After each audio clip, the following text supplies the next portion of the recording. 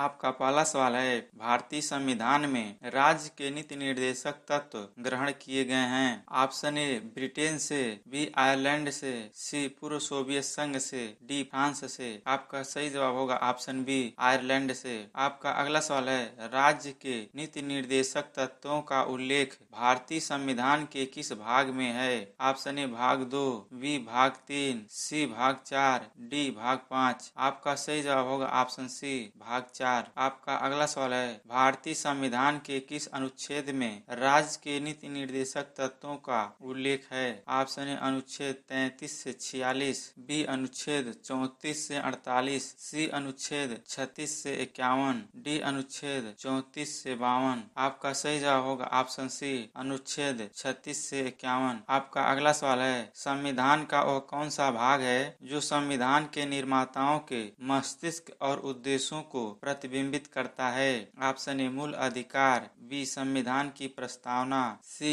राज्य के नीति निर्देशक तत्व, डी भारतीय नागरिकता। आपका सही जवाब होगा ऑप्शन सी राज्य के नीति निर्देशक तत्व। आपका अगला सवाल है, राज्य के नीति निर्देशक तत्वों में निम्नलिखित में से किन किन प्रकार के सिद्धांत अंतर्निहित हैं? ऑप्शन ए आर्थिक सिद्धांत, बी सामाजिक सिद्धांत, सी प्रशासनिक सिद्धांत, डी उपरोक्त सभी। आपका सही जवाब होगा ऑप्शन डी उपरोक्त सभी। आपका अगला सवाल है, निम्न में से किसने नीति निर्देशक सिद्धांतों को बैंक की सुविधा अनुसार दे उत्तर दिनांकित चेक कहा? Option A H Kunzru, B A K Iyer, C H V Kamath, D K T Shah. आपका सही जवाब होगा option D K T Shah. आपका अगला सवाल है, भारतीय संविधान का कौन सा अंग समाजवादी व्यवस्था स्थापित करने की प्रेरणा देती है? ऑप्शन ए मूल अधिकार, बी मूल कर्तव्य, सी नीति निर्देशक तत्व, डी नागरिकता। आपका सही जवाब होगा ऑप्शन सी नीति निर्देशक तत्व। आपका अगला सवाल है, संविधान में कल्याणकारी राज्य का आदेश दिया जाता है? ऑप्शन ए 42वें संशोधन में, बी प्रस्तावना में, सी नीति निर्देशक तत्वों में, डी मूल अधिकारों में। आपका सही जवाब होगा ऑप्शन सी नीति निर्देशक तत्वों में। आपका अगला सवाल है, नीति निर्देशक सिद्धांत है? ऑप्शन ए वाद योग्य, बी वाद योग्य नहीं, सी मौलिक अधिकार, डी उपरोक्त में से कोई नहीं। आपका सही जवाब होगा ऑप्शन बी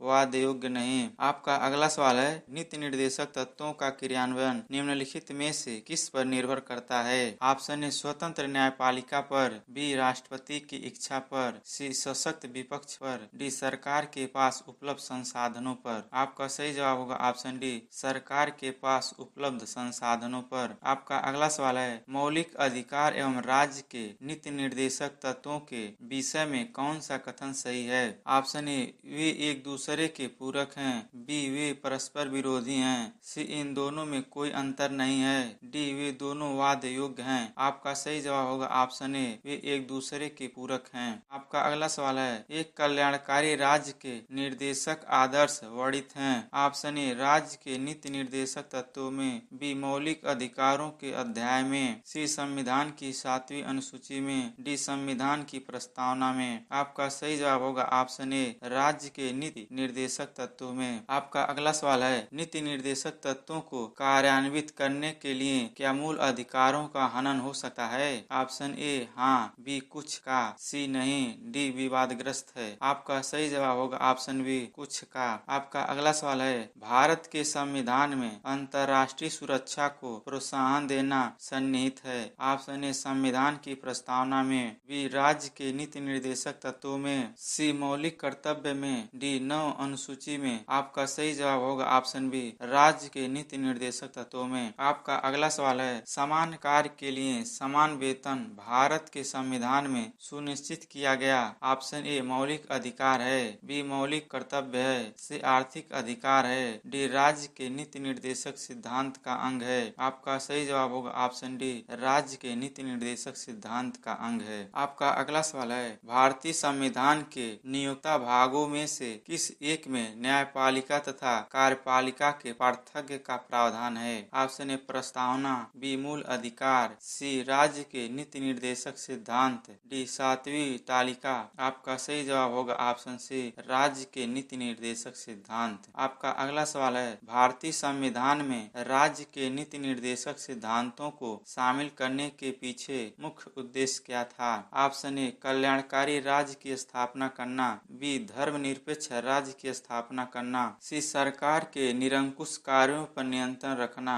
डी नागरिकों के विकास के लिए सर्वोत्तम अवसर प्रदान करना। आपका सही जवाब होगा ऑप्शन ए कल्याणकारी राज्य की स्थापना करना। आपका अगला सवाल है, संविधान में राज्य के नीति निर्देशक तत्वों को शामिल करने के पीछे क्या उद्देश्य है? ऑप्शन ए राजनीतिक लोकतंत्र की स्थापना, बी सामाजिक लोकतंत्र की स्थापना, सी सामाजिक आर्थिक लोकतंत्र की स्थापना, डी गांधीवादी आदर्शों के अनुरूप लोकतंत्र की स्थापना। आपका सही जवाब होगा ऑप्शन सी सामाजिक आर्थिक लोकतंत्र की स्थापना। आपका अगला सवाल है, मूल अधिकार और राज्य के नीति निर्देशक तत्व में क्या अंतर है? ऑप्शन ए राज्य के नीति निर्देशक तत्व बंधनकारी हैं जबकि मूल अधिकार नहीं, बी राज्य के नीति निर्देशक तत्व वाद योग्य हैं जबकि मूल अधिकार नहीं, सी मूल अधिकार वाद योग्य हैं जबकि राज्य के नीति निर्देशक तत्व नहीं, डी उपरोक्त में से कोई नहीं। आपका सही जवाब होगा ऑप्शन सी मूल अधिकार वाद योग्य हैं जबकि राज्य के नीति निर्देशक तत्व नहीं। Thanks for watching my video. Please subscribe this channel. अगर आपको इस तरह का वीडियो देखना है तो मेरे चैनल को सब्सक्राइब कर लीजिए, साथ ही